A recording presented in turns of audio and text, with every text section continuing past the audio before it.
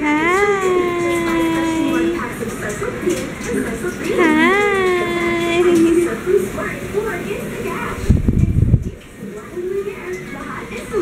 Ay, sinusundan niya ng tingin, oo.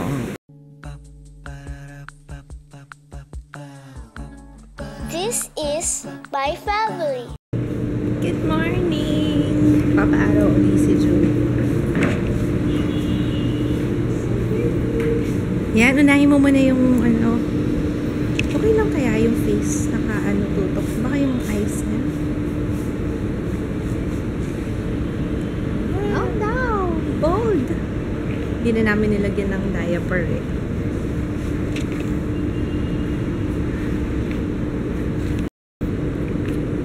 Grabe, magang-maga yung paa ko. Nahihirapan na ako. Nasa legs na siya. Pati nga yata yung face ko, maga eh. Papamaga ba yung mukha ko? Maga rin.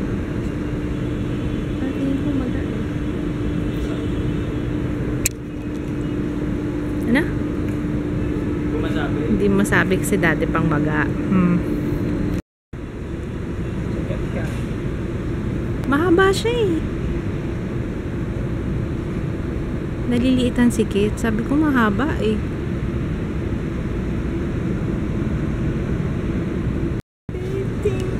Tsaka parang ano, pumayat siya ng konti. Nawala yung maga yata. Bale, babalik din yan. Ang lakas dumedi nito. Grabe. Yun pa rin ko kwento sa kahapon, ano, buong araw talaga, hindi ako tinantanan. Hindi, natutuwa naman ako kasi, ano, dede siya ng dede. Kaso, parang every 30 minutes or 30 minutes, 1 hour, talagang ano, umiiyak siya. Gusto niyang dede lagi. Hindi na nga napuno yung supply ko. Laging ubos. Tapos wala pa akong maayos na tulog. Pero sanay naman ako, okay lang sa akin.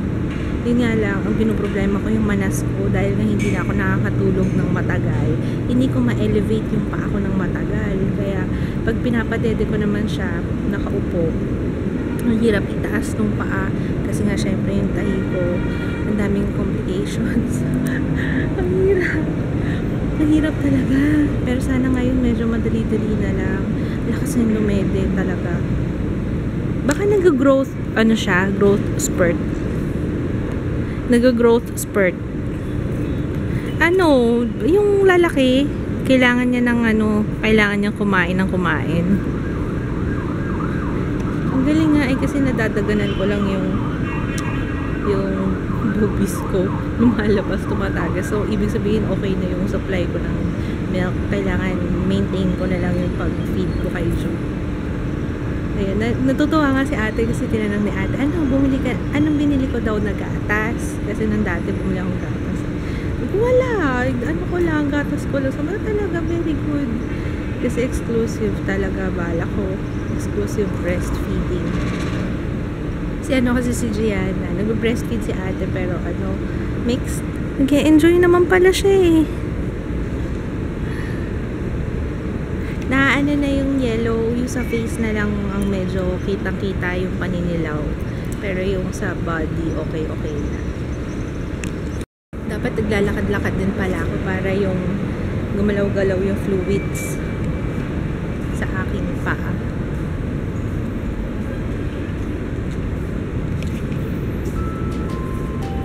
Buti hindi umiiyak, hindi naghahanap ng dede.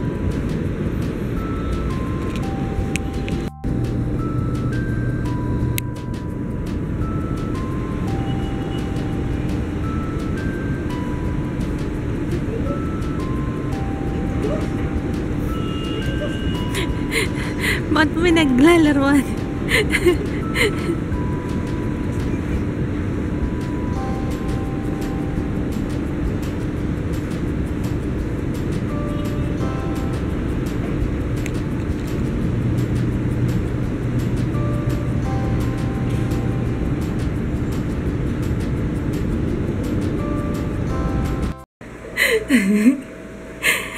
Good job, Ju.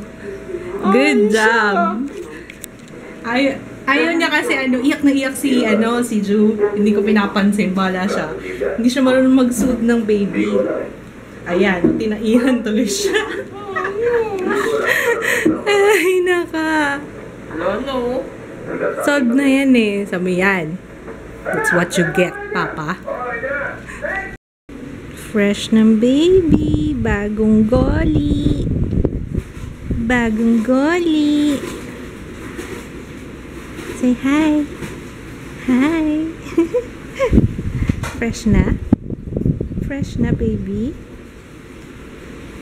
Wow. Seryoso ah. Don't mess with me. Wala akong kilay. Asan ang kilay mo, pe?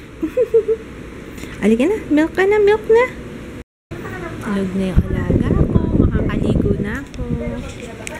Naano niyo yung balita ngayon yung tungkol sa tax. Sa yung mga pinapadala sa post office. Grabe yun yung bag. Magkano ba yung bag? Parang, hindi, $1,000. 55,000 total ng bag. Gucci bag kasi. Ayaw nga, no? Ayun, yung Gucci bag yata 55,000 ang worth. Tapos, siningil yata siya 16,000. Tapos, na-tax ha, ganun kalaki. Kaya nga, luma na pala yung na yun. Tapos nakikinabang sila ngayon kasi matagal na. No? Luma na pala yung na yun, yung... Kasi maliliit na lagi nila yung totoong body. Hindi rin. Dapat hindi nung... Kasi kung minago nila yan, hindi dapat lalaki. Kaya nga. Hindi dapat, hindi kaya it's about time na palitan na yung na yan. Kasi 19 kopong-kopong pa nga daw yun. 15 pesos pa baba, yun ang exempted sa tax. Nung time daw na ginawa yata yung yun, mura pa yung bilihin, mura pa lahat. Kaya yung 15 pesos, siguro katumbas nun. Siguro 15 pesos katumbas nun ngayon yung mga 2,000 pataas. No? Grabe, no? Kaya nga talaga dapat, it's about time na tanggalin na nila yung mga tax na yan. Ano yung pinaka-favorite niyong position pag nagbe-birth ng baby? Ito kasi maliit pa kaya ganito. Pero dati, kay Jaya, ang favorite ko, yung pinapaupo ko siya, tapos medyo payuyukuin ko siya ng konti. Iuupo ko siya sa lap ko, tapos payuyukuin ko siya ng konti. Yun yung paborito ko dati, yung kay Jaya. Hindi ko pa magawa kay Jo ngayon kasi ito palang pinaka okay para sa amin dalawa. Ang tagal dito mag-burp, ang tagal dumede. Ang dami yung nadede sa akin ngayon kasi tumatagas ako eh.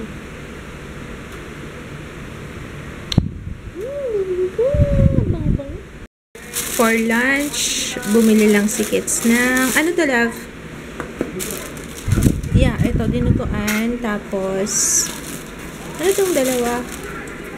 Tingnan natin kung ano to. Uy, lumpiang sariwa. Halika na, kain na tayo, darling. Ay, wow. Tigisa pala kami. Kain tayo, guys. Hindi na lang yung Ha? Ba't ba ako? Ay, hindi pa ako umiinom ng gamot. Kaya pala masakit na yung aking tahe. Kain tayo. Kanina mag-usap kami ni Mommy kasi gusto niyang panoorin si Ju. Ha? Hindi na masarap?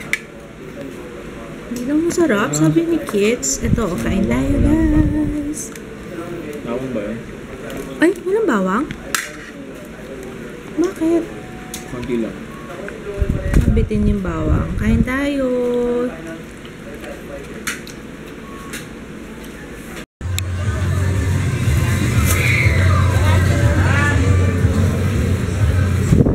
Bumili ako ng baka for mama. Shank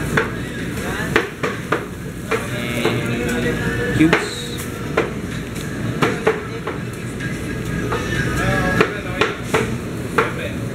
Ayan, for sinigang daw.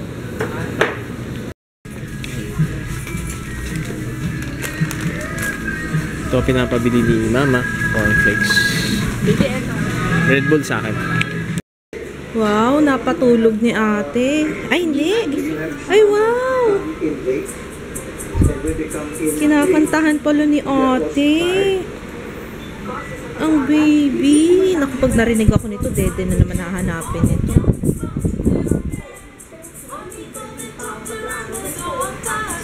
Wow, nag-aalaga.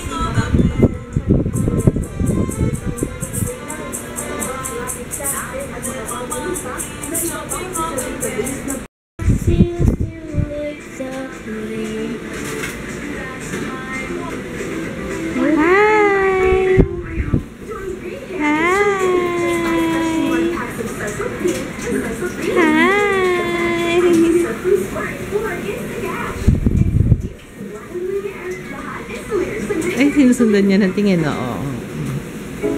Wala.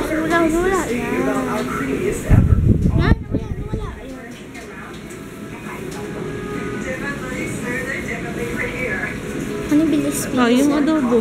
Adobo! Ano nangyari dyan, Papa? Nangyari dyan? Pakcook pa? O, ikaw mag-vlog. Tumahimik nga bigla. Nung na kay ate. Hindi kasi hindi niya naamoy. Siguro dahil nga sa tagas. Kasi nga yung damit ko. Pag ako na may hawak, wala siyang ginawa kundi yung mag-routine. Yung hanap ng dede. Kasi kay ate, nung binigay ko kay ate, wala lang, chill lang siya. Dapat pag gugutom lang, saka ko siya kukunin. Baka kasi mamaya hindi, wala naman daw overfeeding sa breast milk. Kaya carry lang yun. Yun nga lang, pupo siya ng pupo. Patulugin niyo na yan.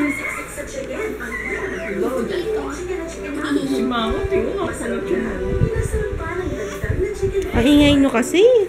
Tulog na kanina. Ingay yung dalawa eh.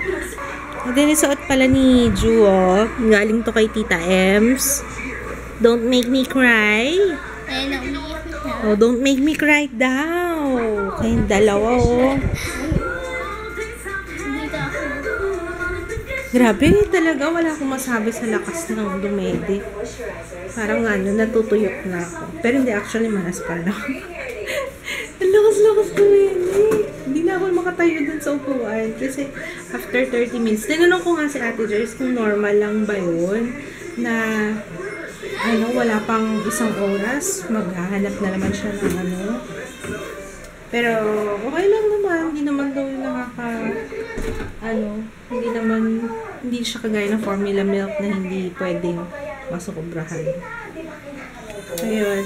Anyway, I'm gonna sleep. Nantok na ako. I'll see you tomorrow. Bukas na lang ulit bukas.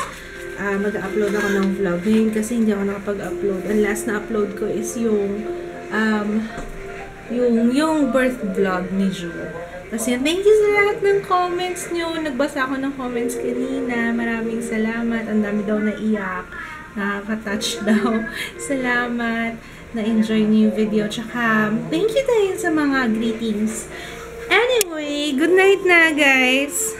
Papa, Jaya, Ju. Good night. Si Jaya, papagalita ko sana kasi kinakanta niya yung work. Yung kay Iggy Azalea. Azalea. Ano? Ano yung kanta mo? Working on my shift. Kasi akala ko sasabihin niya, working on my shift.